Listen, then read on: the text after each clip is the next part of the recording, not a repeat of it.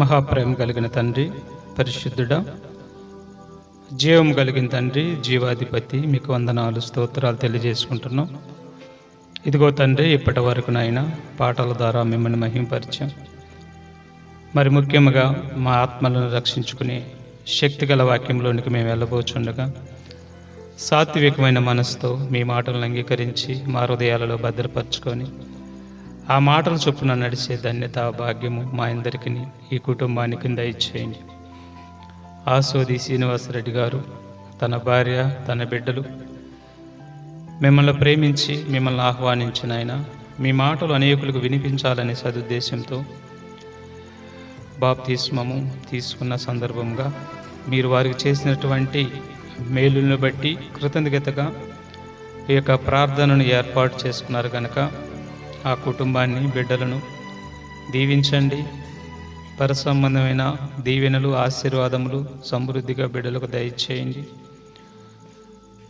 మంచి ఆరోగ్యము బిడ్డకు దయచేయండి. సంపూర్ణమైన విశ్వాసము, సంపూర్ణమైన మారు మనసు, జీవితకాలం పాటునైనా మీ ఎదుట పరిశుద్ధుడిగా, నిర్దోషులుగా జీవించే భాగ్యము నూతనంగా జన్మించినటువంటి శ్రీనివాసరెడ్డి గారికి దయచేయండి. అన్ని విషయంలో మీ తోడు, మీ కాపుదల, మీ భద్రత, ధైర్యము, నిబ్బరాన్ని దయచేసి మీకోసం పౌరుషంగా బ్రతికినట్లు కృప దయచేయండి. మీ మాటలు చెబుతున్న నాకు సమయోచితమైన జ్ఞానమును దయచేయండి. మీ బిడ్డలు వినుచుండగా అర్థం చేసుకునే మనసును దయచేయమని మీ ప్రియ కుమారుడు, మా రక్షకుడునైన యేసుక్రీస్తు వారి శక్తి కలిగిన నామంలో అడిగి వేడుకొని ప్రార్థిస్తున్నాను తండ్రి, ఆమేన్. మీ అందరికీ ప్రభునామంలో వందనాలండి. మరి ఈరోజు కొన్ని విలువైనటువంటి మాటలు జీవగ్రంథం నుండి పరిశీలిద్దాం.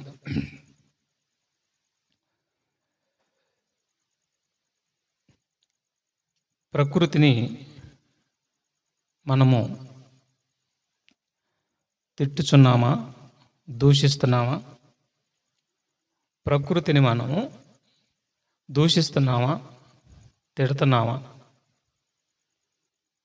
మీలో ఎవరైనా ప్రకృతి ఎవరో తెలియక ప్రకృతిని దూషించారా, తిట్టారా? చెప్పండి. ప్రకృతి ఎవరో తెలియక ప్రకృతిని దూషించారా, తిట్టారా? అయ్యా మేము తిట్టాము అన్నవాళ్ళు చేతులు ఎత్తండి. ప్రకృతిని తిట్టాము అన్నవాళ్ళు చేతులు ఎత్తండి. స్త్రీలు ఎవరు తిట్టలేదా ప్రకృతిని? ప్రకృతి అంటే ఏంటి? ప్రకృతి అంటే ఏంటమ్మా? ఈ యొక్క సృష్టి, ఈ భూమి, ఈ నక్షత్రాలు, సూర్యుడు, చంద్రుడు, గాలి, ఇవన్నీ కూడా ప్రకృతి అన్నమాట. ఈ ప్రకృతిని పురుషులే తిట్టారంట, చేతులు ఎత్తారు. మీరు తిట్లా? యథార్థంగా తిడితే చేతులు ఎత్తండి. వెరీ గుడ్, మంచిది, వెరీ గుడ్. మరి ఈ ప్రకృతిని అన్ని రకాలుగా తిట్టారు కదా, అన్ని విధాలుగా తిట్టారు కదా. ఆ ప్రకృతి ఎవరో మీకు తెలుసా? ఆ ప్రకృతి ఎవరో మీకు తెలుసా? ప్రకృతి మొదలుకొని మనుషుల్ని తిట్టుకోవటం, దూషించుకోవటం, ఇక అంతటితో ఆగకుండా దేవుణ్ణి తిడతాం, దేవుణ్ణి దూషించటం. చూసారా? ప్రకృతి మొదలుకొని మనుషులు తిట్టుకోవటం, అంతటితో ఆగకుండా దేవుణ్ణి కూడా దూషించటం, తిడటం అనేది మానవుల యొక్క పరిపాటి నైజం అయిపోయింది. అసలు ప్రకృతి ఎవరో తెలియక మనుషులు ప్రకృతిని ఎన్ని విధాలుగా తిడుతున్నారనుకుంటున్నారు? చాలా రకాలుగా, చాలా విధాలుగా తిడుతున్నారు, దూషిస్తున్నారు ప్రకృతిని. నేను ఈ మాటలు ఎందుకు చెబుతున్నానంటే, మనుషులు పలుకు ప్రతి వ్యర్థమైన మాట గురించి దేవుడికి లెక్క అప్పచెప్పవలసి ఉంటుంది. దేవుడికి లెక్క అప్పచెప్పవలసి ఉంటుంది. అందుకని చాలా జాగ్రత్తగా నోటిని కాపాడుకోవాలి. ఎందుకంటే మన అవయవాలన్నిటిలో దైవ చిత్తానికే అనుమతి ఇచ్చాడు తప్ప ఇక దేనికి కూడా మన ఇష్టం వచ్చినట్టుగా నోరుని పారేసుకోవటానికి, చెప్పించటానికి, తిడటానికి అనుమతి ఇవ్వలేదు దేవుడు. అనుమతి ఇవ్వలేదు. మొదటి కొరింథీ పత్రిక 12వ అధ్యాయము 18వ వచనాన్ని ముందుగా చదువుకుందాం. ఈ ప్రకృతి ఎవరో తెలియక నువ్వు తిట్టావు. ఇప్పుడు తెలిసిన తర్వాత నీ నోరు జీవితకాలం పాటు అదుపులో పెట్టుకోవాలా? మనుషులను కూడా తిట్టకూడదు, మనుషులను కూడా దూషించకూడదు, జీవితకాలం పాటు అదుపులో పెట్టుకోవాలి. అలాగే దేవుడిని కూడా అస్సలు మాట్లాడకూడదు, జీవితకాలం పాటు అదుపులో పెట్టుకోవాలి. ఈ 3 విషయాల్లో నోరు అదుపులో పెట్టుకోవాలి. చూడండి ఇక్కడ ఏమంటున్నాడు, అవయవాలు ఎందుకు ఇచ్చాడు చూడండి ఒకసారి. మొదటి కొరింథీ 12:18 వచ్చిన మనం చూడగలిగితే, అయితే దేవుడు అవయవములలో ప్రతి దానిని తన చిత్త ప్రకారము శరీరంలో ఉంచెను. చూసారా, అవయవంలో ప్రతి దానిని దేవుడు తన చిత్త ప్రకారం మన శరీరంలో ఉంచాడంట. అంటే నోరు అనేటువంటి అవయవము తన చిత్త ప్రకారం ఉంచాడంట. నిన్ను దూషించటానికి కానీ, నిన్ను చేపించమని కానీ, నిన్ను బూతులు తిట్టమని కానీ ఈ నోటిని ఇవ్వలేదంట. ఆయన కోసం నువ్వు మాట్లాడటానికి మాత్రం నోరు ఇచ్చాడంట. మనకు అది తెలియదు. ఇంతవరకు చెప్పిన వాళ్ళు లేరు మనకు. అంటే శరీరంలో ప్రతి అవయవము దైవ చిత్త ప్రకారం ఇచ్చాడా, పెట్టాడంట. మరి నోటిని ఎందుకు పెట్టాడంటే ఆయన కోసం మాట్లాడటానికి నోటిని ఇచ్చాడు. కానీ ఆ నోటితో మనిషి విపరీతమైనటువంటి భాషని, విపరీతమైనటువంటి దూషణ, విపరీతమైనటువంటి బూతులు, మనుషులను తిట్టుకుంటూ దూషణ చేసుకుంటూ మళ్ళీ ప్రకృతిని కూడా విపరీతమైనటువంటి పదజాలాన్ని ఉపయోగిస్తున్నారంట. అందుకని మత్తయి సువార్త 12:36 ఏమన్నాడు చూడండి ఒకసారి. మత్తయి సువార్త 12:36 ఏమన్నాడు చూడండి ఒకసారి. మత్తయి సువార్త 12వ అధ్యాయము 36వ వచనం. అప్పుడు ఆయన జన సమూహములను పంపివేసి ఇంటిలోనికి వెళ్ళగా ఆయన శిష్యులు ఆయన ఎదుకు వచ్చి 12వ అధ్యాయము 36వ వచనం. అదేనా? చూడు ఒకసారి చూడు. 12వ అధ్యాయము 36వ వచనం. నేను మీతో చెప్పినదేమనగా మనుషులు పలుకు వ్యర్థమైన ప్రతి మాటను గూర్చి విమర్శ దినమందు లెక్క చెప్పవలసి ఉన్నది. చూసారేమన్నాడు? నోటిని దేవుడి కోసం ఇచ్చాడు, దేవుడి యొక్క చిత్తం నెరవేర్చడానికి నోటిని ఇచ్చాడు. కానీ ఆ నోటిని ప్రకృతిని తిడటానికి, దూషిస్తానికి, శపిస్తానికి, అదే నోటితో దైవ స్వరూపాలు గొప్పనటువంటి మనుషులను దూషిస్తానికి, శపిస్తానికి నువ్వు వాడితే, అంతకు మించి ఆగకుండా మళ్ళీ దేవుడిని దూషించడానికి, శపిస్తానికి నువ్వు వాడితే విమర్శ దినమందు లెక్కప్ప చెప్పవలసి ఉంటుంది అంటున్నాడు. అర్థమవుతుందా? విమర్శ దినమందు అని నువ్వు నోటితో మాట్లాడిన ప్రతి మాట, నువ్వు ఎన్నిసార్లు మాట తప్పావో, ఎన్నిసార్లు మాట ఇచ్చి నెరవేర్చలేదో, ఎన్ని రకాలుగా మాట్లాడేవో వాటన్నిటిని దేవుడు రాసుకుంటున్నాడు. మీకు తెలుసు, ఈ ప్రకృతి అంతా కూడా నువ్వు మాట్లాడే ప్రతి మాట రికార్డు చేసుకుంటుంది. మొన్న చెప్పాను నేను, నువ్వు పుట్టినది మొదలుకొని నువ్వు చనిపోయే అంతవరకు కూడా సీసీ కెమెరా నిఘా వ్యవస్థ నీ మీద ఉంది. నువ్వు కూర్చున్న భూమి, నువ్వు కూర్చున్న ఈ నేల, ఈ చెట్లు, ఈ గాలి, ఇవన్నీ కూడా నీ మీద నిఘా వ్యవస్థ, కెమెరా, ఇవన్నీ కూడా మొత్తం రికార్డు చేసేసి దేవుడికి అప్పచెప్పేస్తాయి అవన్నీ కూడా. కనుక మనుషులు పలుకు ప్రతి వ్యర్థమైన మాట గురించి దేవుడికి లెక్కప్ప చెప్పవలసి ఉంటుంది. అందుకని లెక్క ఉంది కాబట్టి జాగ్రత్తగా ఉండాలి నోరు. లెక్క అప్పచెప్పవలసి ఉంది కాబట్టి జాగ్రత్తగా నోరు మనం కాసుకోమని చెప్తున్నాడు. ప్రకృతి మొదలుకొని దేవుడి వరకు కూడా నిర్భయంగా మనిషి దూషిస్తున్నాడంటే, మాట్లాడుతున్నాడంటే అసలు దేవుడు భయం కానీ ఏ కోశాన మనిషికి లేకపోవటం వల్లనే, అసలు దేవదూతలు అంటే ఎవరో, సృష్టి అంటే ఎవరో తెలియకపోవటం వల్లనే సృష్టిని, మనుషుల్ని, దేవుడిని కూడా దూషిస్తున్నాడు, శపిస్తున్నాడంట మనిషి. ఇప్పుడు సృష్టి అంటే ఎవరో మనకు తెలియాలి.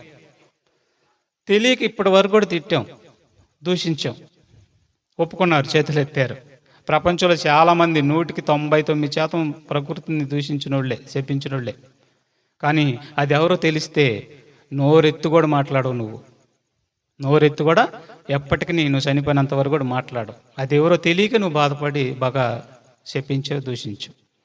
ఇప్పుడు విందాం. హెబ్రీ పత్రిక 1వ అధ్యాయము 5వ వచనం 7వ వచనం వరకు చదువుదాం. ఈ ప్రకృతి ఎవరో మీరు జాగ్రత్తగా వినాలా, జాగ్రత్తగా పరిశీలించాలా. హెబ్రీ పత్రిక 5వ అధ్యాయము మొదటి అధ్యాయము 14 వచనం చదవండి. డైరెక్ట్ 14 వచనం. వీరందరూ రక్షణను స్వాస్యము పొందబోవారికి పరిచారం చేయుటకై పంపబడిన సేవకులైన ఆత్మల కారా. వీరందరూ పరిచారం చేయుటకై అంటే మనుషులకు మనకి పరిచారం చేయుటకై పంపబడినటువంటి ఆత్మలంట. ఇప్పుడు చదవండి 5వ వచనం. ఈ ఆత్మలు ఎవరో చెప్తున్నాడు. 5వ వచనం 7. ఏలయనగా నీవు నా కుమారుడు, నేడు నేను నిన్ను కని ఉన్నాననియు, ఇదియుగాక నేను ఆయనకు తండ్రినై ఉందును, ఆయన నాకు కుమారుడై ఉండునని ఆ దూతలతో ఎవరితోనైనను ఎప్పుడైనను చెప్పెనా? మరియు ఆయన భూలోకమునకు ఆది సంభూతిని మరలా రప్పించినప్పుడు దేవుని దూతలందరూ ఆయనకి నమస్కారం చేయవలనని చెప్పుచున్నాడు. తన దూతలను అర్థం చేసుకోవాలి. ఇక్కడ తన దూతలను వాయువులుగాను అన్నాడు. అంటే ఆయన దూతల్ని వాయువులుగా తీసుకున్నాడంట. వాయువులు అంటే గాలి, తూర్పు గాలి, పడమట గాలి, దక్షిణపు గాలి, ఇలాగా గాలులు వాయువులుగా తన దూతల్ని వాయువులుగాను తన సేవకులను అగ్ని జ్వాలలుగాను చేసుకొనివాడు అని తన దూతలను గూర్చి చెప్పుచున్నాడు. ఇప్పుడు చెప్పండి, దూతలు గాలి అంటే ఎవరమ్మా? మనం పీలుస్తున్న గాలి ఎవరు? మనం పీలుస్తున్నట్టు గాలి ఎవరు తెలుసా? దేవదూతల్ని గాలిగా మార్చాడంట. దేవదూతల్ని దేవుడు గాలిగా మారిస్తే అవి మారి నీకు గాలి ఇస్తున్నాయి. చల్లటి గాలి, ఆక్సిజన్ పీలుస్తున్నావంటే దేవదూతలు మారాయి అని చెప్తున్నాడు దేవుడు. తన సేవకుల్ని అగ్ని జ్వాలలుగాను అగ్నిగా చేసుకున్నాడంట. అగ్ని లేకపోతే నువ్వు బతుకుతావా? మంట లేకపోతే నువ్వు భోజనం తింటావా? మంట లేకపోతే నీకు ఆహారం వచ్చిద్దా? మంట లేకపోతే నీకు అన్నం ఉడికిద్దా? కూర ఉడికిద్దా? చూడండి, అగ్ని నీకు మంట నీకోసం.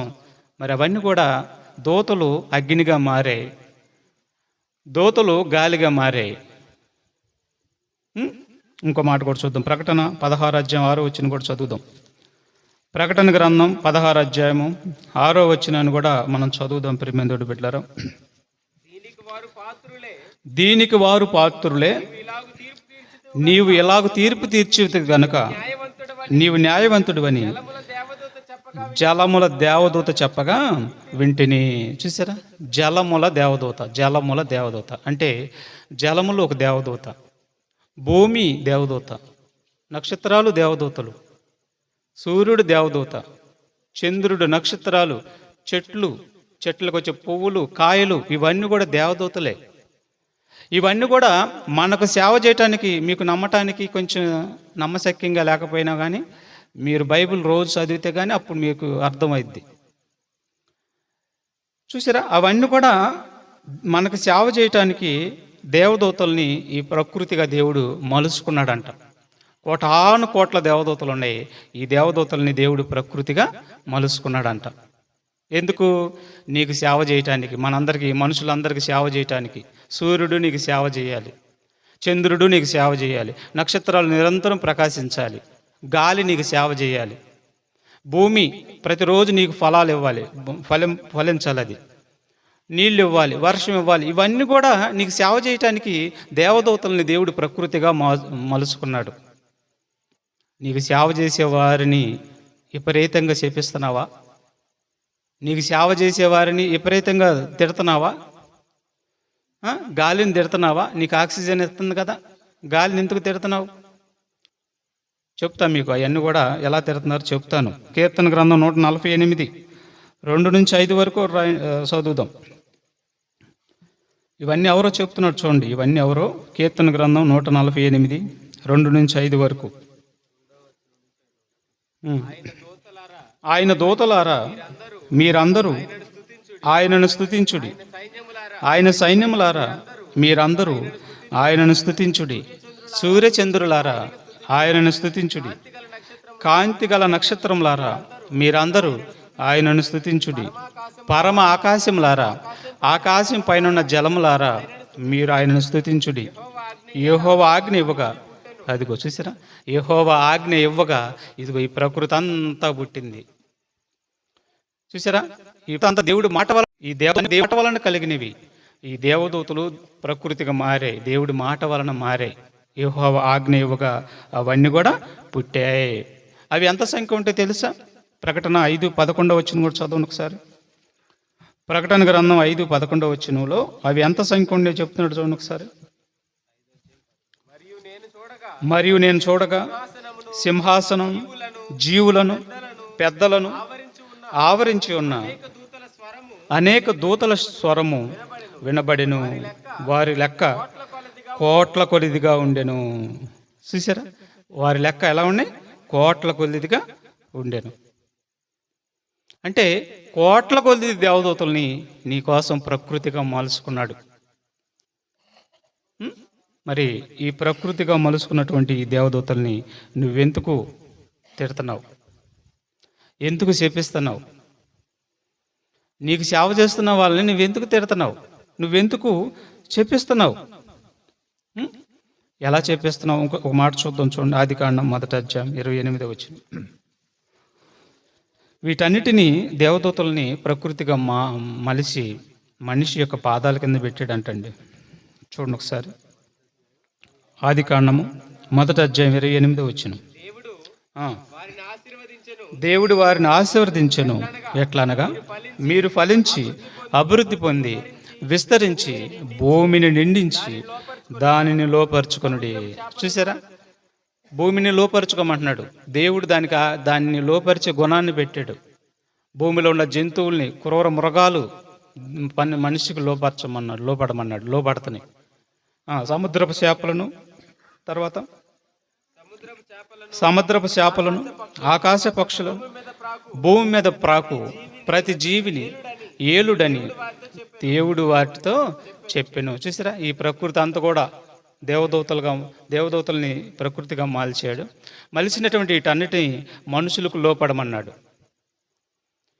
వాటన్నిటిని లోపరచమని వాటికి ఆజ్ఞాపించాడు. కాబట్టి ఇదిగో నీకు లోపడుతున్నాయి, అన్నీ కూడా నీ పాదాల దగ్గర పడుతున్నాయి. వచ్చి వర్షం నీ పాదాల దగ్గర పడుతుంది, అవునా? మంచు నీ పాదాల దగ్గర పడుతుంది. ఇవన్నీ కూడా నీ పాదాల దగ్గర పడుతున్నాయి. ఎందుకంటే వాటిని నువ్వు లోపరచమని చెప్పాడు దేవుడు, లోపడమని మనుషులకి. ఆదికాండం 9 ఆదికాండం 9 2-3 వచనాలు కూడా చూద్దాం. మీ భయమును మీ బెదురును చూశారు, జాగ్రత్తగా వినాలి. విశ్వానికి రారాజు నువ్వే. అర్థమవుతుందా? ఏదయ్యా చక్రం అంటారేమో మీరు. ఏంటది? కిరీటం ఏదయ్యా రాజుగా అంటాను. కిరీటం కావాలి నీకు? కిరీటం కావాలా, నీళ్లు కావాలి నీకు? కిరీటం కావాలా, నీళ్లు కావాలా? అంటే నీళ్లు లేకపోతే నీకు కిరీటం ఉండ వేస్ట్. అందుకని నీళ్ళు నీకు లోబడిన ఆజ్ఞాపించాడు కాబట్టి, నువ్వు రాజు కాబట్టి నీళ్ళకి లోబడమని ఆజ్ఞాపించాడు కాబట్టి తాగినన్ని నీళ్లు తాగుతున్నావు నువ్వు. అధికారం ఇచ్చాడు వాటి మీద నీకు. అదే కిరీటం నీకు, అదే నీకు అధికారం. కోరినన్ని కాయలు తింటున్నావు, అదే దేవుడిచ్చిన నీకు అధికారం. కోరిన చేపలు, కోరిన మాంసము, నోటికి రుచి కలిగినటువంటి మాంసము, రుచి కలిగినటువంటి కాయలు, వీటన్నిటిని ఎందుకు తింటున్నావు? ఎవరిచ్చారు నీకు అనుమతి? ఎవరో వాటిని నీకు లోబడమని చెప్పాడు? దేవుడు. అందుకని వీటన్నిటిని నువ్వు అనుభవిస్తున్నావు. అనుభవించేటప్పుడు ఒకసారి గుర్తుపెట్టుకో, నువ్వు సృష్టికి రాజు అన్న సంగతి గుర్తుపెట్టుకో. సృష్టిని ఏలేటటువంటి రాజు, పరిపాలించేటటువంటి రాజు అంటూ నువ్వు గుర్తుపెట్టుకో. మరి నీ మాట వెంటనే కదా, నీకు సేవ చేస్తనే కదా, నీ సేవ చేసే వాటిని, నీకు లోపడే వాటిని, నీ మీద ఎప్పుడు తిరుగుబాటు చేయని వాటిని, నిన్నేం అననటువంటి వాటిని అంత విపరీతంగా తిడతావా? అంత విపరీతంగా చెప్పిస్తావా? దెయ్యము నిన్ను అపహాసిస్తానన్న సంగతి తెలీదా? దేవుడి బిడ్డ, దేవుడి బిడ్డ, దేవుడి బిడ్డ, నా బిడ్డ, నా బిడ్డ అని దేవుడా నువ్వు అంటున్నావు. నీ బిడ్డ సేవ చేసే వాళ్ళని ఈ రకంగా తిడుతున్నాడు చూడు. నీ బిడ్డ అని అపహాసిచ్చింది దెయ్యం, తెలుసా మీకు?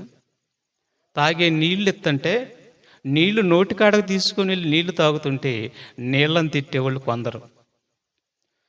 ముక్కు దగ్గరికి ఆక్సిజన్ వేస్తుంటే గాలి ప్రతిరోజు ముక్కు దగ్గరికి వస్తుంటే గాలిని తిట్టేవాళ్ళు ఒకరు. ప్రతిరోజు నీకు ఎండ రాకపోతే నీకు అంతే సంగతులు. ఒక 10 రోజులు వర్షం కురిసిందంటే బట్టలు ఆరకపోతే ఇక నువ్వు ఇంట్లో ఉండలేవు. ప్రతిరోజు నీకు ఎండనిచ్చి బ్రతికిస్తుంటే ఎండను తిట్టేవాడు, సూర్యుని తిట్టేవాళ్ళు ఒకళ్ళు. చూసారా? ఈ విధంగా దేవుడు వాటన్నిటిని నీకు లోపరిచి నీకోసం సేవ చేయమని దేవదూతల్ని ప్రకృతిగా మలిస్తే ఈ ప్రకృతిని అంతా తిట్టేవాళ్ళు, దూషించేవాళ్ళు, శపించేవాళ్ళు ఈ మానవుల్లో ఉండారంట. మరి అవి ఎవరు? ఇప్పుడు నువ్వు చెప్పిస్తున్నావంటే అవి ఎవరమ్మా? ఎవరు? దేవదూతలు. అవి దేవదూతలు. నీకు లోబడిపోయినాయి. నువ్వు వాటిని అనుభవిస్తున్నావు. అనుభవిస్తూ దైవ స్వరూపంలో పుట్టిన నీవు సాక్షాత్తు దైవ స్వరూపానివి నోరు అంతగా అదుపులో పెట్టుకోలేకపోతున్నావా? ఎవరు నీ నోటిని ఆ విధంగా పడేసుకోమని చెప్పారు? ఎవరు మోసం చేస్తున్నారు నీ నోటిని? నిన్ను బట్టి దేవుడి నామానికి అవమానం వెళ్ళిపోతుంది. ప్రకృతినే తిడుతున్నారు నీ బిడ్డలు. సేవ చేస్తున్న ప్రకృతినే నీ బిడ్డలు తిడుతున్నారు. నీ స్వరూపంలో పుట్టినటువంటి నీ మనుషులే తిట్టుకుంటున్నారు. ఇక అంతటితో అక్క నిన్ను కూడా తిడుతున్నారు. ఇక నా బిడ్డలు అంటున్నావేంటయ్యా? ఈ బిడ్డలు నీ బిడ్డలు కాదు, ఆ బిడ్డలు. ఏ బిడ్డలు? పెద్దగా చెప్పాలి. సాత కాదు, పెద్దగా చెప్పండి. పెద్దగా. అది సాతాను బిడ్డలు. చూసారా? ఆయనేమో నా బిడ్డలు అని నమ్మకం ఉంచుకున్నాడు. దైవం ఏమంటుంది? ఈ రకంగా నోటు పారేసుకుంటున్నారే, నోటిని నువ్వెందుకు ఇచ్చావో వాళ్ళకి తెలుసా? చూసారా? ఈ విధంగా నోటు పారేసుకుంటున్నారు, వీళ్ళట దేవుడి బిడ్డలు అవుతారని చెప్పి సాతాను దేవుడి వైపు చూసి ఎగతాళి చేస్తున్నా. నిన్ను బట్టి దేవుడిని చూడు, నీ బిడ్డలను నవ్విద్ది. దేవుడు ఏం కావాలి? దేవుడు ఆలోచన ఏం కావాలి? దేవుడి సంకల్పం ఏమో కావాలి? అంత సిల్లీగా ఉంటున్నావేంటి నువ్వు? అంత తక్కువగా ఉంటున్నావేంటి? చూసారా? అర్థం కాలేదు ప్రపంచానికి. అర్థం కాలేదు కాబట్టి ఈ సువార్త వద్దు. సువార్త వెళ్ళిందా జ్ఞానం తెలుసుకుంటాడు కానీ బతికిపోతాడు. అందుకని దెయ్యం ఏం చేస్తుందంటే ఈ సువార్త చెప్పొద్దు, ఈ మాటలు మాకొద్దు, మాకు వినిపించొద్దు అని దెయ్యము మనుషుల్లోకి దూరి అది మనుషుల్ని ప్రేరేపిస్తుంది. ఎందుకంటే ఈ మహాజ్ఞానం అనేది వాళ్ళకి తెలిస్తే భద్రంగా కాపాడుకుంటారు జీవితాలని. అందుకని వాళ్ళకి తెలియనివ్వకుండా ఏం చేస్తుందంటే మనుషుల్లోని ప్రేరేపించేసి ఈ సువార్త వెళ్తే బొగ్గున మండిపోతుంది ఈనాడు ప్రపంచం. చూసారా? ఎందుకు? ఈ మనుషులు ఈ రకంగా మార్చేస్తుంది. దోషకులు గాను, హింసకులు గాను మార్చేసి దేవుడికి దూరం చేసి లాక్కెళ్తున్నా నరకానికి. అందుకని ప్రకృతిని తిడుతున్నాడండి. ఆదికాండంలో 1వ అధ్యాయము 11 వచనం చూడండి. 10-11 వచనాలు చదవండి ఒకసారి. దేవుడు ఆరిన నేలకు భూమి అని పేరు పెట్టెను, జలరాశికి ఆయన సముద్రంలో అని పేరు పెట్టెను, అవి మంచిదని దేవుడు చూశాను. చూసారా? భూమి అని పేరు పెట్టాడు. భూమిని ఫలించమని దేవుడు చెప్పాడు. భూమి నువ్వు ఫలించాలి. చెట్లు మరి ఇతనములు వచ్చే చెట్లు మొక్కలు నువ్వు మొలిపించాలి అని చెప్పి భూమికి ఆజ్ఞాపిస్తే భూమి ఆ విధంగానే మొలిపిస్తుంది, ఫలిస్తుంది. అలా ఫలిస్తానికి అది చేస్తున్న పని ఏంటో తెలుసా? గంటకి 1,11,600 కిలోమీటర్లు తిరుగుతుంది స్పీడ్. అది గంటకి 1,11,600 కిలోమీటర్ల స్పీడ్తో తిరుగుతుంటేనే అది నీకు ఫలాలు దయచేస్తుంది, మొక్కలు వస్తాయి. మరి అలాగ తిరుగుతూ తన చుట్టూ తాను తిరుగుచు సూర్యుని చుట్టూ తిరిగి వస్తుంది.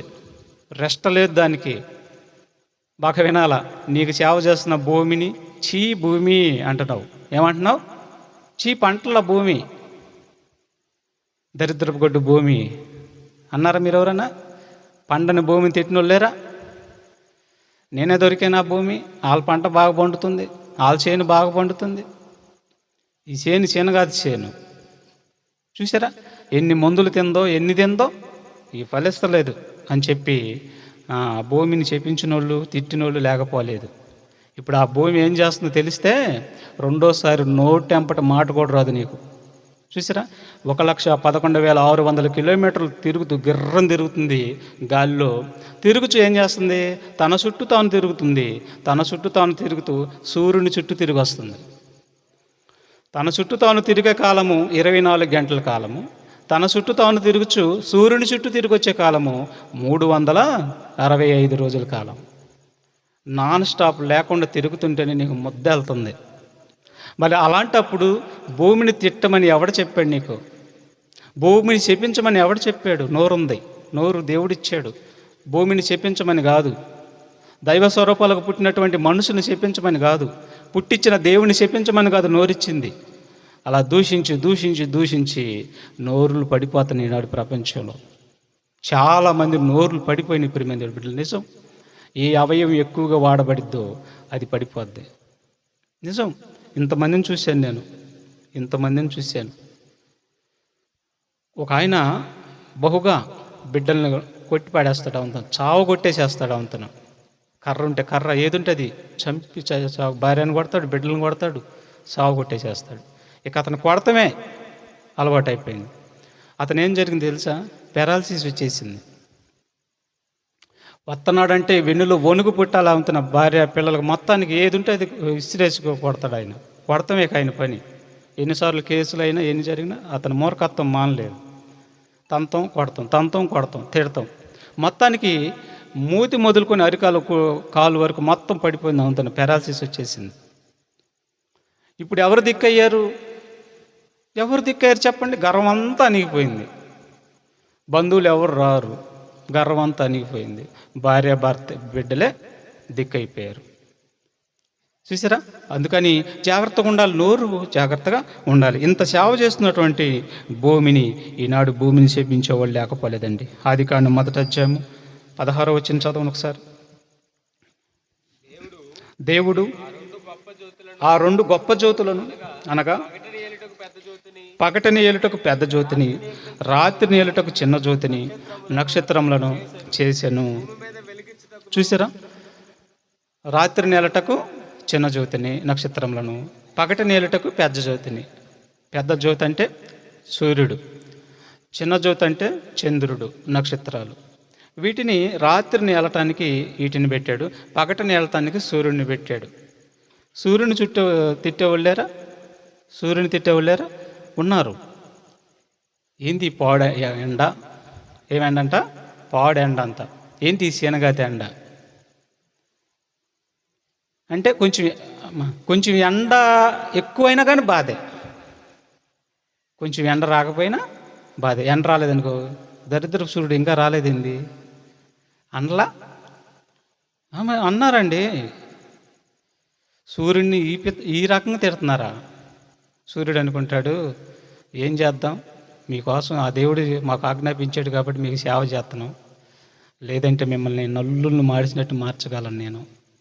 1-2 కిలోమీటర్ల దగ్గరికి వచ్చానంటే నల్లులు మాడినట్టు మాడిపోతారు మీరు.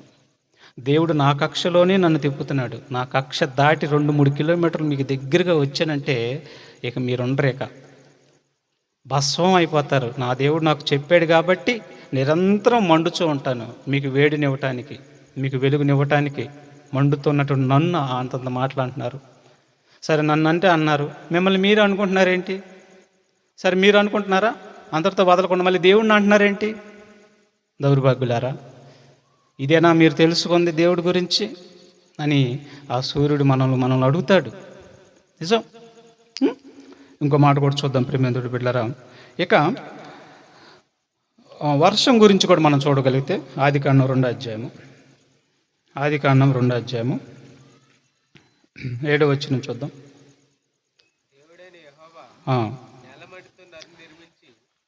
వర్షం వచ్చి చూడండి అక్కడ 6వ వచనం. అయితే ఆవిరి భూమి నుండి లేచి నేల అంతటిని తడిపెను. చూసారా? ఆవిరి, వర్షం రావాలంటే ఆవిరి భూమి నుండి లేచి నేల అంతటిని వర్షం, మేఘాలు కరుగుతాయి. ఆవిరి భూమి నుంచి పైకి వెళ్ళి మేఘాలు కరిగి వర్షంగా పడిపోతాయి అన్నమాట. చాలామంది బట్టలు ఆరేసుకుంటారు.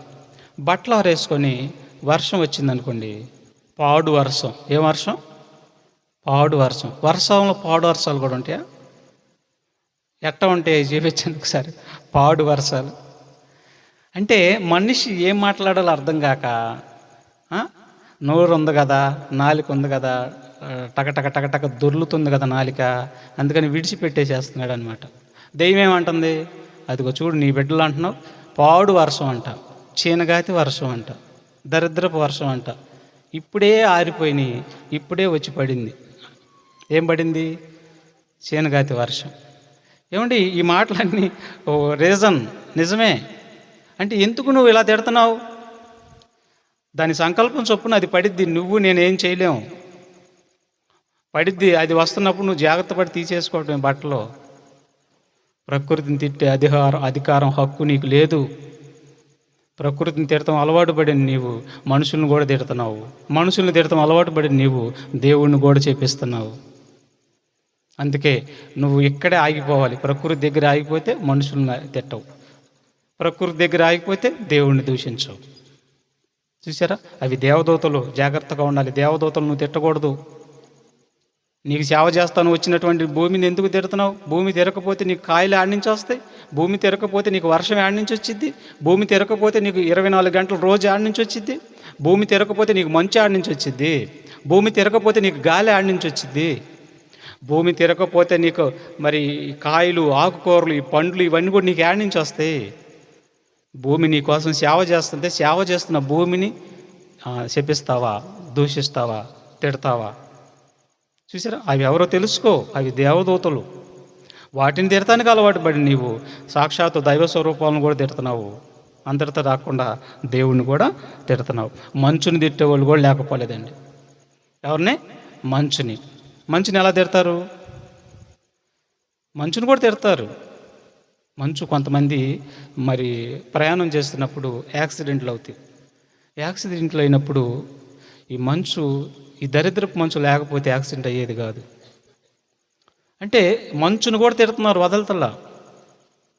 ఈ మంచు ఇప్పుడే దాపరిచ్చింది, యాక్సిడెంట్ అయింది, నా బిడ్డ ఇప్పుడే పోయాడు అని మంచుని విపరీతంగా తిట్టేవాళ్ళు లేకపోలేదు. చూసారా? మంచుని తిట్టేవాళ్ళు లేకపోలేదు. తర్వాత గాలిని తిట్టేవాళ్ళు లేకపోలేదు. వడగాలి అప్పుడు చూడాలా.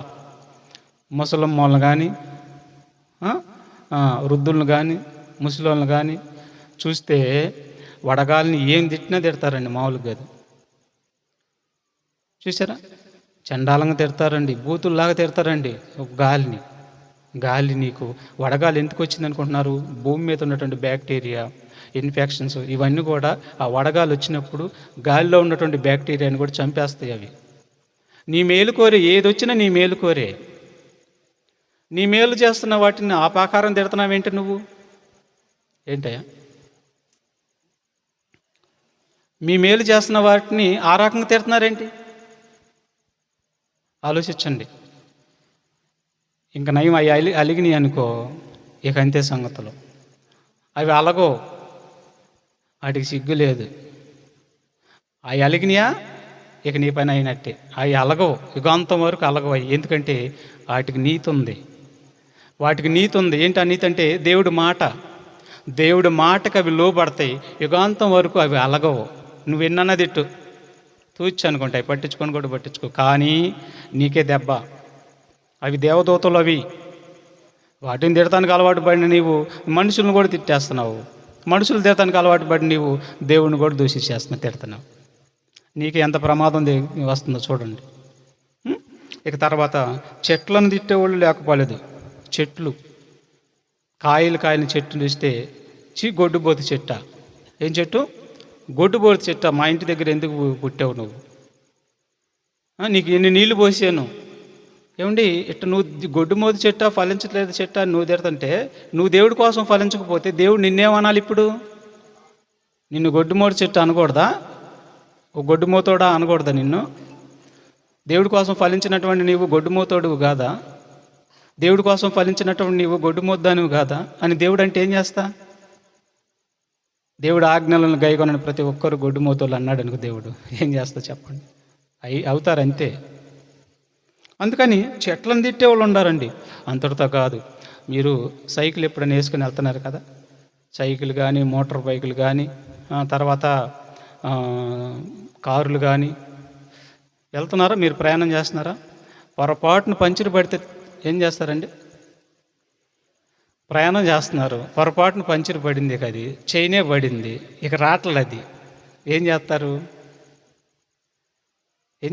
తంతన్నారు, చూశారు దాన్ని? ఎంత తంతారు దాన్ని? కాలు ఎగిరి ఛీ అని తనేసేస్తారు దాన్ని.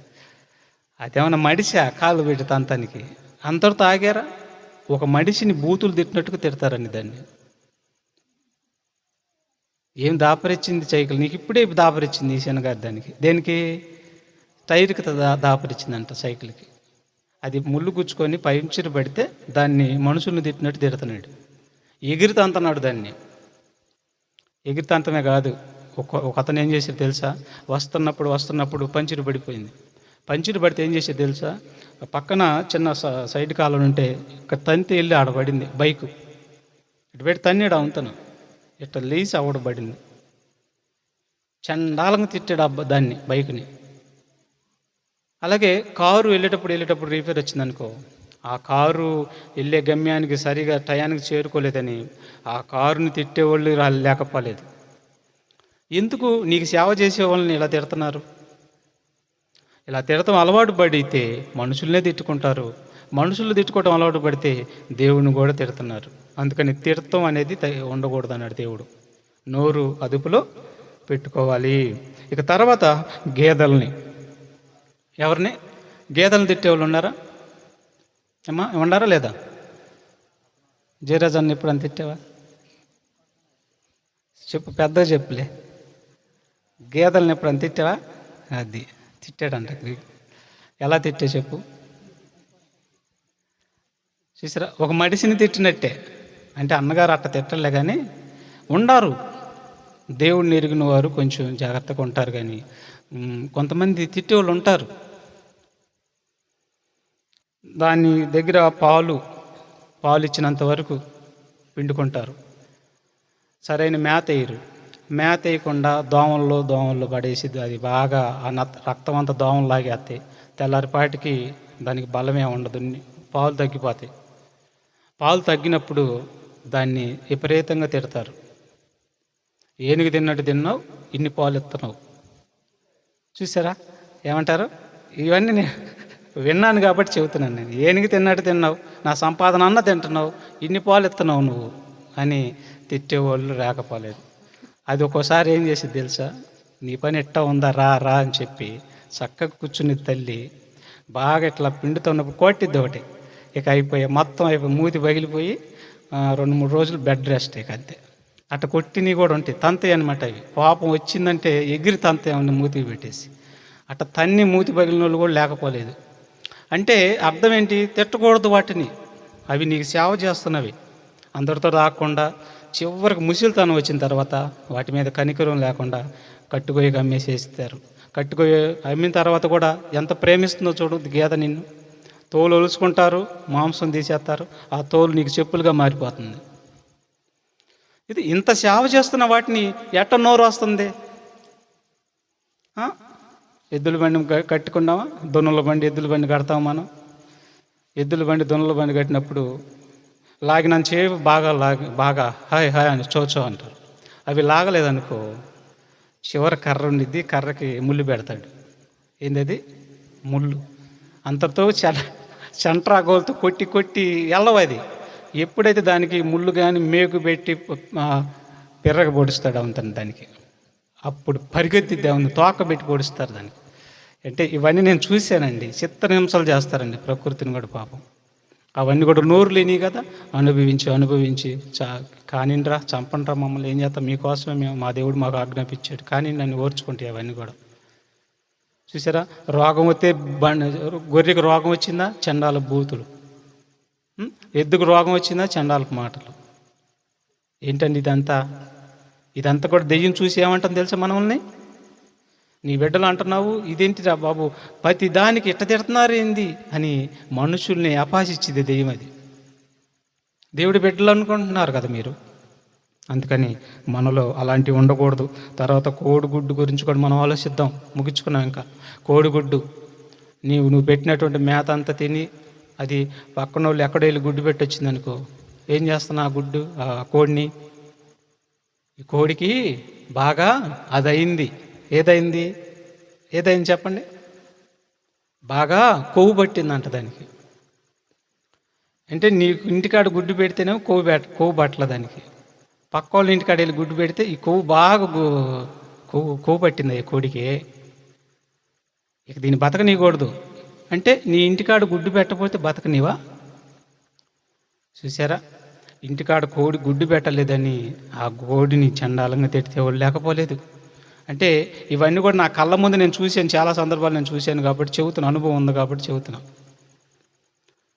కాబట్టి కోడి గుడ్డు పెట్టలేదని తిట్టేవాళ్ళు ఉన్నారు. తర్వాత ప్రియమైనటువంటి బిడ్డలారా, ఇంకో విషయం చెప్పనా? ఇంతతోటి ప్రకృతి గురించి ఆపుతాం. ఇంకో విషయం చెప్పనా? కాలుకు ముళ్ళు గుచ్చుకుందనుకో, ఈ మాట కూడా చెప్పుకున్నాం. కాలుకు ముళ్ళు గుచ్చుకుందనుకో, కాలుకు ముళ్ళు గుచ్చుకుంటే తప్పు ఎవరిది చెప్పండి? కాలుకు ముళ్ళు గుచ్చుకుంటే తప్పు ఎవరిది? ముళ్ళుదా నీదా? మనదే కదా. మరి ముళ్ళు నేను అట్ట తిడుతున్నావు, నోరుందనే? ఎవరు వింటలేదు అనుకుంటున్నావా? నువ్వెళ్ళి ముళ్ళుని తొక్కి అది నీకు గుచ్చుకుంటే ఆ ముళ్ళుని విపరీతమైనటువంటి భాషను ప్రయోగిస్తున్నావే. నొప్పి పుడుతుంటే బాధ, ఆ నొప్పి బాధగా ఉండి ముళ్ళుని తిడుతున్నావు. చూసారా, మనిషి వికృత చేష్టాలు, మనిషి వికృత భాష. అంతటితో ఆగలేదా? ఇంకో విషయం కూడా చెప్తా. పేడ ఉంది, పేడ దొక్కుతాడు. పేడ నువ్వు తొక్కి పేడను తిట్టొచ్చా?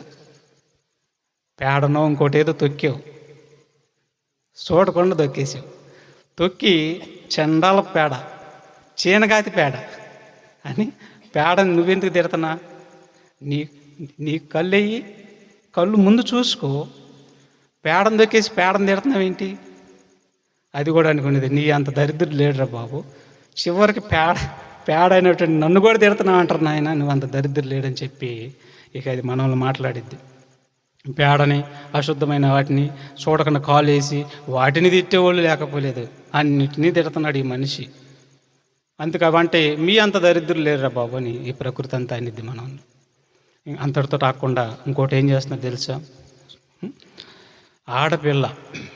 ఆడపిల్ల పుట్టిందని, ఆడపిల్లలు పుట్టారని ఎవరిని దూషిస్తున్నాడు? భార్య అని దూషిస్తున్నాడు. దూషించడం కూడా కాదు, కొడుతున్నాడు, రోజు తిడుతున్నాడు. చీనగాది దానా, ఆదానా, ఇదేనా అని చెప్పి బాగా హింస పెడుతున్నాడు. దేవుడు ఏమంటున్నాడు తెలుసా? అరే మూర్ఖుడా, ఆడపిల్లనిచ్చింది ఆ తల్లికి ఏం తెలుసురా? ఆ తల్లిని ఎందుకు తిడుతున్నావు నువ్వు మూర్ఖుడా? ఆడపిల్లనిచ్చింది నేనురా అంటున్నాడు. ఆడపిల్లనిచ్చింది ఎవరు? నేను. గర్భఫలం ఇచ్చు యెహోవా, గర్భఫలం యెహోవా ఇచ్చు బహుమానం. చదవనమాట, చదవాలన్నమాట. ఎక్కడుందో మీరే తీసి చదవాలన్నమాట. ఎక్కడుందో అది మీరే తీసి చదవాలా త్వరగా. కీర్తన 127 వచనం చదవండి. కుమారులు యెహోవా అనుగ్రహించు స్వాస్యము, గర్భఫలము ఆయన ఇచ్చు బహుమానము. చూసారా, గర్భఫలం ఆయన ఇచ్చు బహుమానం. అంటే గర్భఫలం ఇవ్వాలంటే ఆయన ఇవ్వాలి. స్త్రీ ఏం చేసింది నాయన? ఇంకో చెప్పన, గర్భఫలం ఇవ్వటానికి స్త్రీ అసలు ఏ పాత్ర కూడా పోషించదు. గుర్తుపెట్టుకుని మాట, స్త్రీ అసలు ఏ పాత్ర పోషించదు.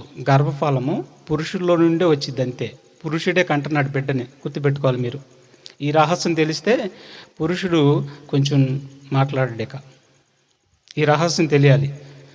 పురుషుడిలో నుండి శుక్రకణం, అది స్త్రీ కణమైనా పురుషుడి కణమైనా పురుషుడిలో నుండి తల్లిలోకి వెళ్ళిద్ది.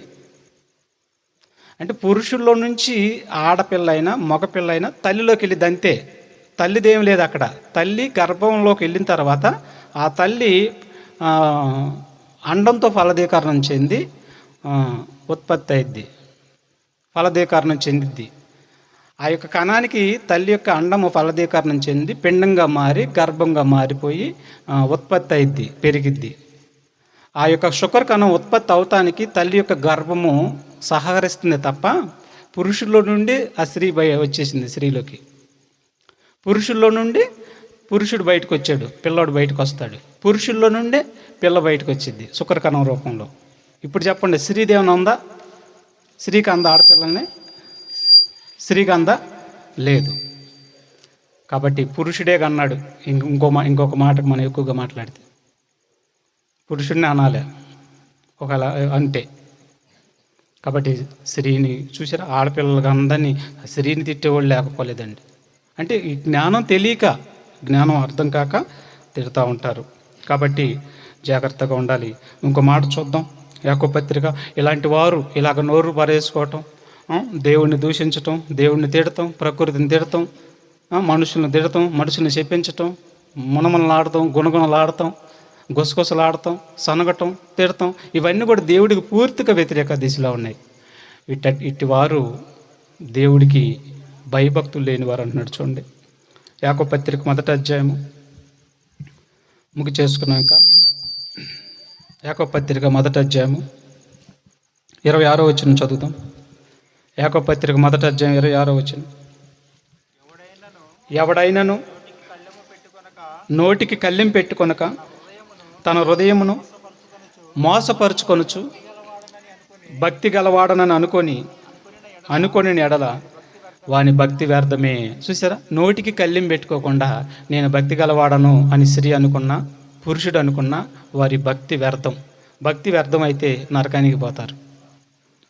అందుకని మీ భక్తి ఒకవేళ వ్యర్థమైపోయిందేమో చూసుకోండి. నాలుగు జాగ్రత్తగా పెట్టుకోవాలి. ఇది మొదలుకొని ప్రకృతిలో, ఇదిగో మనం ఇప్పుడు మీరు విన్నారు కదా, ప్రకృతిని ఎవరు కూడా దూషించకూడదు, చెప్పించకూడదు, తిట్టకూడదు. ఎందుకంటే తిడటానికి అలవాటు పడిన నోరు మనుషులు కూడా తిట్టిద్ది. మనుషులు కూడా తిడటానికి అలవాటు పడిన నోరు అంతటితో రాకుండా దేవుణ్ణి కూడా తిడతారు. నిజమండి, దేవుణ్ణి విచిత్రంగా తిడతారు తెలుసా? ఎడ తిడతారు తెలుసా? ఏదాన్ని కానీ ఒక మరణం జరిగిందనుకోండి, ఏమంటారు తెలుసా? దేవుడా అంతటితో ఆగడు. ఇంకో మాట అంటారు, వాడున్నాడా? ఎవరో? ఏంటి ఆ గుండె ధైర్యం?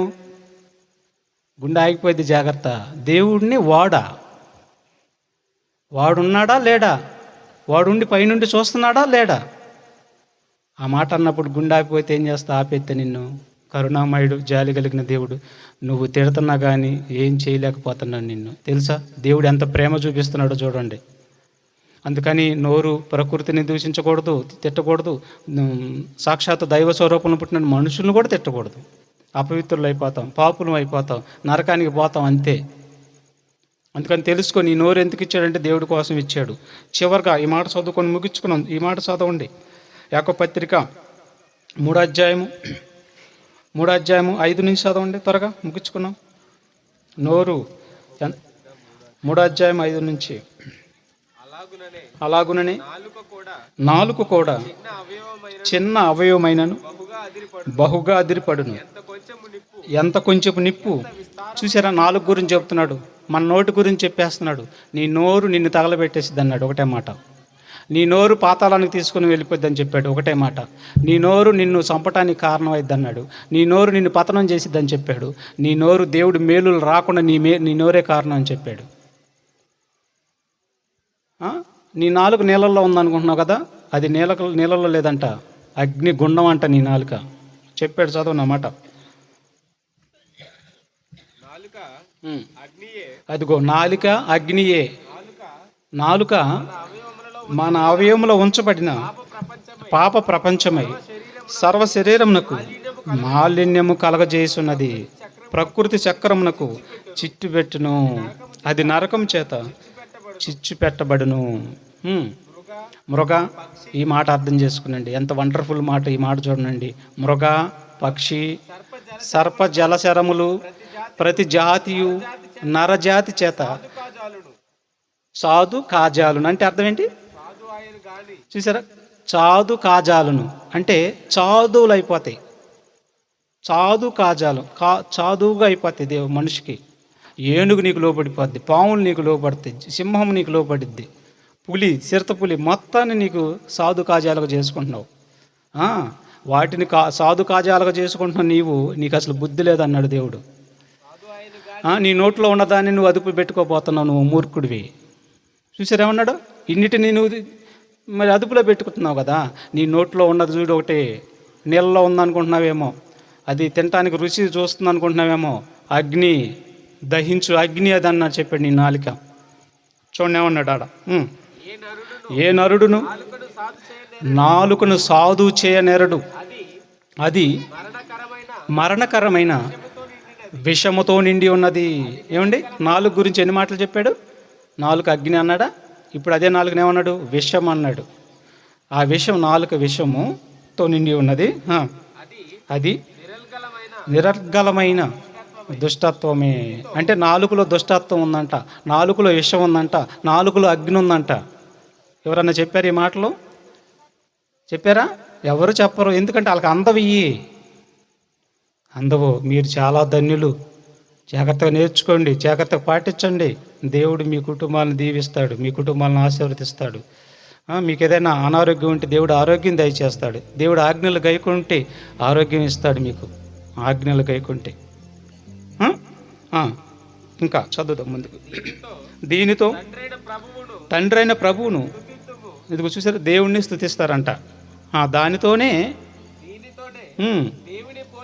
దేవుని పోలికగా పుట్టిన, అదిగో మనుషుల్ని చేపిస్తున్నారు, మనుషుల్ని తిడుతున్నారు. ఒక నోట నుండి ఆశీర్వచనము శాపవచనము బయలు వెళ్ళును. నా సహోదరులారా, ఇలాగ ఉండకూడదు. చూసారా, ఇలాగ ఉండకూడదు. కూసేపు దేవుడా దేవుడా దేవుడు అంటాం, ఆ పక్కెళ్ళి బూతులు తిడతాం. కూసేపు దేవుడా దేవుడు దేవుడు అంటాం, పక్కెళ్ళి దూషించటం. అలా ఉండకూడదు. నీ నాలుకేంటి, 2 నాలుకలు వస్తున్నాయి. నేనేదన్నా పావు నాలుక నీది? పావుకి నాలుక ఎట్టుండిద్ది? మీ నాలుకలు చూసుకోండి ఎట్టండి, బయటకు చూసుకో. పావుకి 1 ఉంటుందా 2 ఉంటాయి నాలుకలు? 2 ఉంటాయా? మనకి ఎన్ని ఉంటాయి? 1. నిజమే. మరి 1 ఉన్నప్పుడు ఒక మాటే మాట్లాడాలి కదా మనం. కూసేపు బూతులు, కూసేపు స్తుతి, కూసేపు బూతులు, కూసేపు స్తుతి, కూసేపు అబద్ధాలు, కూసేపు మాటలు తప్పతాలు, కూసేపు స్తుతి. ఇదేంటి 2 నాలుకలు వస్తున్నాయి? చూసారా, పావు నాలుగులాగా మనిషి నాలుకలు మారిపోయినాయి. మనిషి ఏమనుకుంటున్నాడు? నాలుగు బయట తెరిచి చూసుకుని, అబ్బా నాకు ఒకటే నాలుగు ఉంది అనుకుంటున్నాడు. మార్చేసింది నీ నాలుకని. చూడండి, ముగించుకున్నా. ఇంకా చదువు, ముందుకు చదువు. నీటి బొగ్గలో ఒక జల నుండి తీయని నీరును చేదు నీరును ఊరున. నా సహోదరులారా, అంజూరపు చెట్టున ఒలీవ పండ్లైనను ద్రాక్ష తీగన అంజూరపు పండ్లైనను కాయిన అటువలని ఉప్పు నీళ్ళలో నుండి తీయని నీరు ఊరున ఊరవు. చూసారా, తీయని నీళ్ళు. ఒక బావి ఉంది, బావిలో ఉప్పు నీళ్ళు ఊరుతున్నాయి. ఉప్పు నీళ్ళు ఒక పక్క, తీయని నీళ్ళు ఒక పక్క. ఒక బావిలో నుంచి ఊరతాయా? ఊరవు. పంపు ఉంది, పంపేస్తారు. కింద ఉప్పు నీళ్ళు ఉంటే ఉప్పు నీళ్ళు వస్తాయి, మంచి నీళ్ళు ఉంటే మంచి నీళ్ళు వస్తాయి. 2 కలిసి వస్తాయా? రావు. మరి నీ హృదయంలో నుంచి 2 కలిసి వస్తున్నాయి. ఎవరు పెట్టారు? దెయ్యం ఒక పక్క పెట్టింది. దేవుడు దేవుడు అంటున్నావు. 2 నీ హృదయంలో నుంచి నీ నాలుక ద్వారా బయటకు వస్తుంది. ఇది చాలా చాలా చాలా ప్రమాదకరమైన మనసు. అదుపులో పెట్టుకోవాలి, నాలుకను అదుపులో పెట్టుకోవాలి. ప్రకృతి మొదలుకొని, మనుషులు మొదలుకొని, దేవుణ్ణి కూడా దూషిస్తున్నావు, చేపిస్తున్నావు. అది నీ నాలుక మంచిది కాదు, నీ జీవితానికి మంచిది కాదు, నీ అవయవాలకు అంతకంటే మంచిది కాదు. జబ్బును పడతాయి.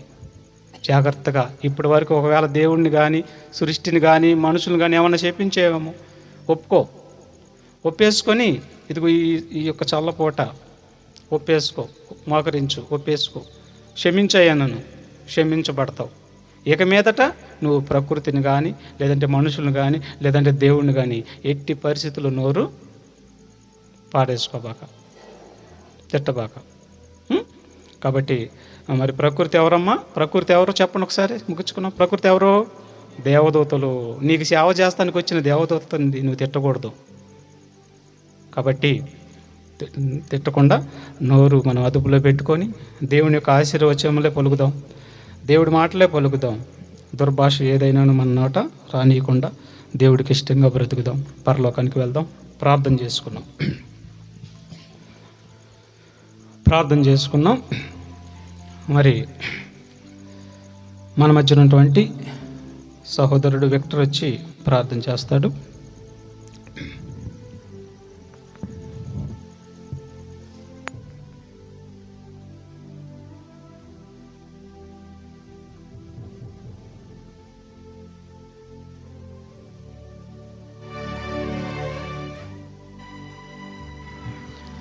అందరం తలలో ఉంచుకున్నట్లయితే ప్రార్థన చేసుకుందామండి.